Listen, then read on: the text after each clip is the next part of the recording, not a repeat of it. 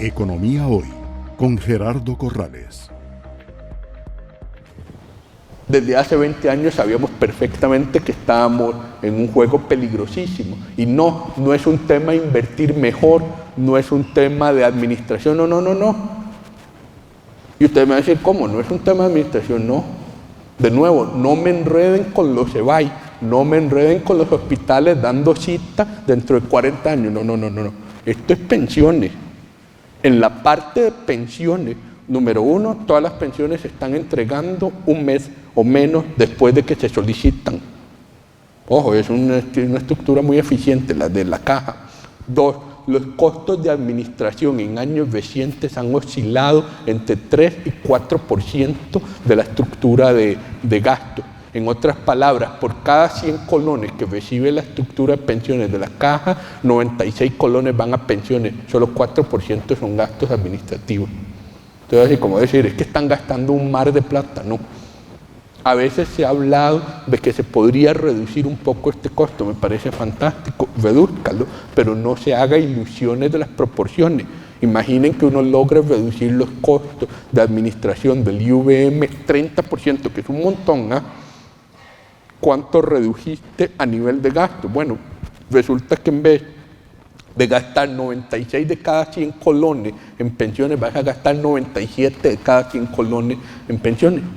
Como se dan cuenta, no es una estructura de costos lo suficientemente pesada como para que te compense. 3, inversiones. La gente dice que se debió haber invertido mejor. Me parece genial. ¿Usted qué cree que significa invertir mejor y qué consecuencias cree que hubiera tenido? Número uno, el retorno histórico de la caja es altísimo. ¿Y por qué es tan alto? Porque tiende a invertir en gobierno. Si ustedes me preguntan a mí, eso es una mala estrategia de inversión. Invertir básicamente el 100% en gobierno. Pero desde el punto de vista de retornos históricos, los retornos fueron buenísimos. Si ustedes agarran el Fondo Soberano de Pensiones de Noruega, que es probablemente el fondo mejor manejado del planeta, ¿cuáles son los retornos históricos reales de ese fondo? 4% real. Y usted me va a decir, ¿por qué no es más alto? Porque es un fondo de pensiones, no es un fondo especulativo. Y además porque el tamaño que tiende a no permitirle ser muy especulativo, tiene que diversificar mucho. Tiene $1 trillón. Entonces ustedes se podrán imaginar que un fondo que tiene $1 trillón no puede especular mucho, tal vez puede especular el 3, el 5%, pero hay un momento en que tiene que invertir de manera normal. Y algo muy parecido pasa con la caja. El tamaño de la caja relativo al tamaño de Costa Rica es tan grande que vos esperarías siempre que converja, digamos, al nivel de crecimiento de Costa Rica. Y si Costa Rica no está creciendo a ritmo chino, es muy difícil esperar que las inversiones de la caja crezcan a ritmo chino. Pero aún así, aún si lográramos que las inversiones de la caja crecieran a ritmo chino, no vas a lograr gran cosa. ¿Por qué? Por lo que les conté antes. 70 años recibiendo plata para pagar pensiones de 25%, pero pagándolas de 60%. ¿Y qué pasó con el otro 25-30% que no pedimos para poderlo pagar? No lo comimos.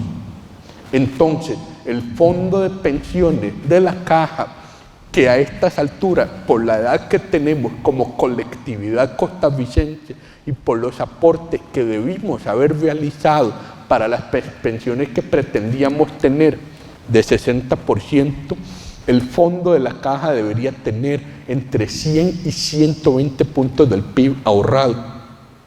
Tiene 8 puntos del PIB. Todo lo demás ya no lo comimos en pensiones. Ojo, no en gastos administrativos, no en malas inversiones, no lo comimos en pensiones. 97% de esos 100 puntos del PIB que nos faltan, no los comimos en pensiones. Pensiones de nuestros bisabuelos, de nuestros abuelos, de nuestros padres, de nuestros tíos. O sea, no crean que se los dimos a un grupo pequeñito, no. El famoso grupo pequeñito de diputados, de maestros, de rectores de la UCR, etcétera, que reciben pensiones de 13 millones de colones, ese grupo ni siquiera está en la caja. Todo ese grupo está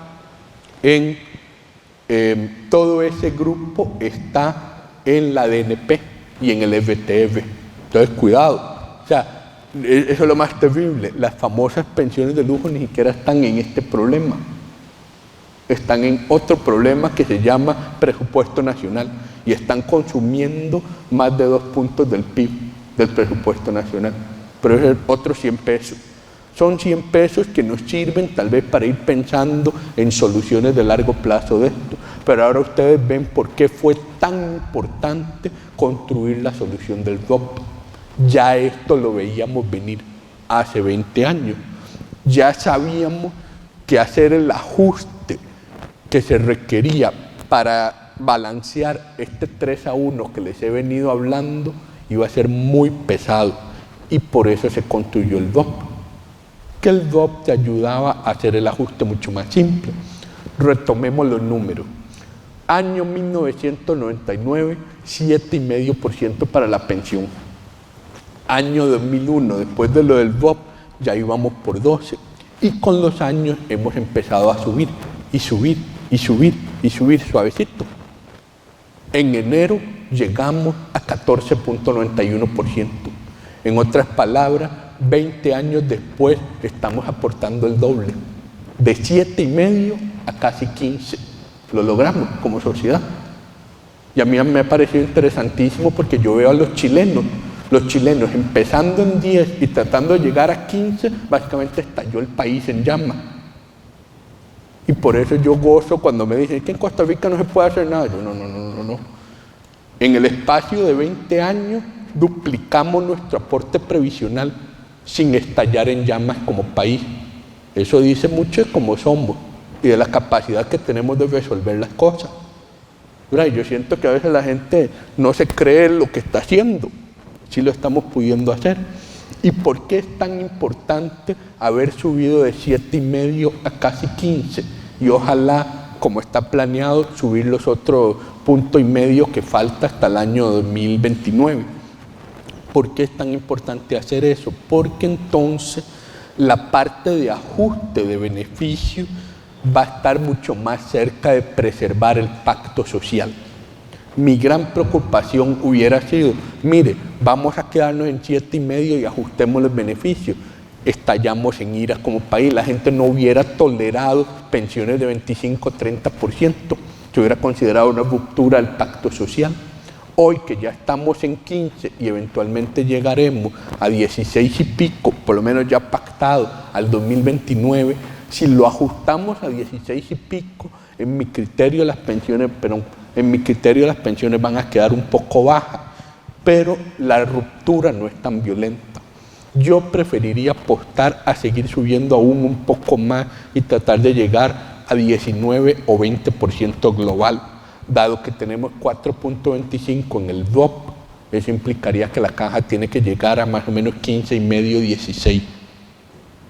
Si llegase ahí, la pensión promedio sería 60% y lograríamos volver al plan original, que era, teníamos 60% de la básica debía bajar a 45 y pico y otro 15 del DOP y mantenerse el 60% global, pero sostenible en el tiempo y distribuyendo el riesgo entre los dos pilares, uno individual cuyos ingresos vienen del mercado financiero y uno colectivo cuyos ingresos vienen de la capacidad productiva del país y particularmente de la masa salarial del país. Como ustedes ven, las fuentes de ingresos de los dos sistemas son distintas y podríamos haber mantenido el pacto social indefinidamente.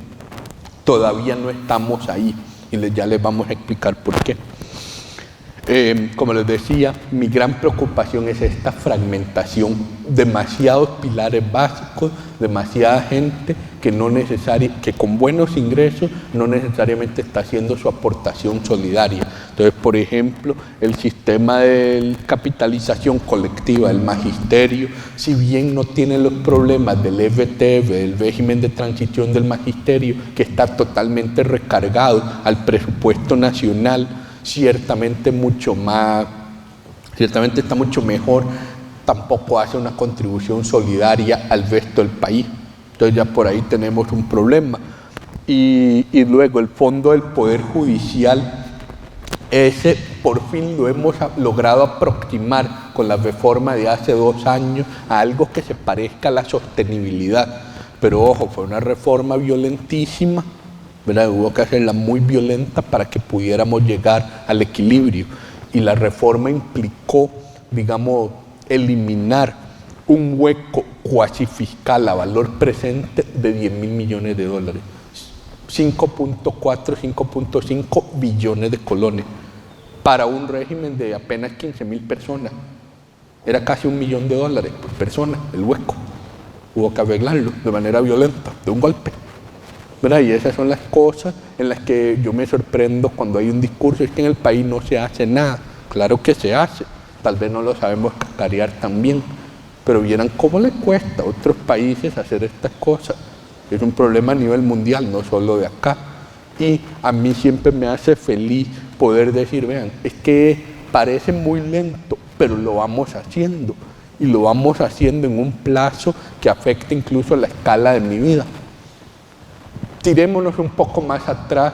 A mí me encanta cuando la gente llega y dice, es que Costa Rica antes era mejor y más solidaria y más todo. Yo no. Le voy a contar un cuento. Hace 30 años, si una mujer quedaba viuda y quería seguir trabajando, le quitábamos la pensión de viudez. Entonces las viudas no podían trabajar en la práctica. ¿Por qué? Porque en el momento en que se metían a trabajar, si perdían el trabajo, se quedaban sin trabajo y sin pensión de viudez. Entonces, de facto, todas terminaban en el sector informal o resignadas a depender de la pensión. Así era hace 30 años. Hoy no es así. Hace 30 años, un diputado salía de la asamblea y tenía pensión de lujo. Hoy no es así. Entonces, claramente somos una sociedad que ha ido cambiando sus valores, ciertamente en el tema previsional. Claramente somos una sociedad que se ha ido aproximando a estos dos conceptos que les decía al principio. Uno, que la gente no esté en la pobreza. Dos, que la gente reciba lo que aportó. Nos hemos ido aproximando a eso y eso me llena de optimismo. Siento que sí somos una sociedad con esa capacidad. Entonces yo veo esto y digo, todavía nos falta, pero nos estamos acercando. Hoy, democratizando la educación financiera.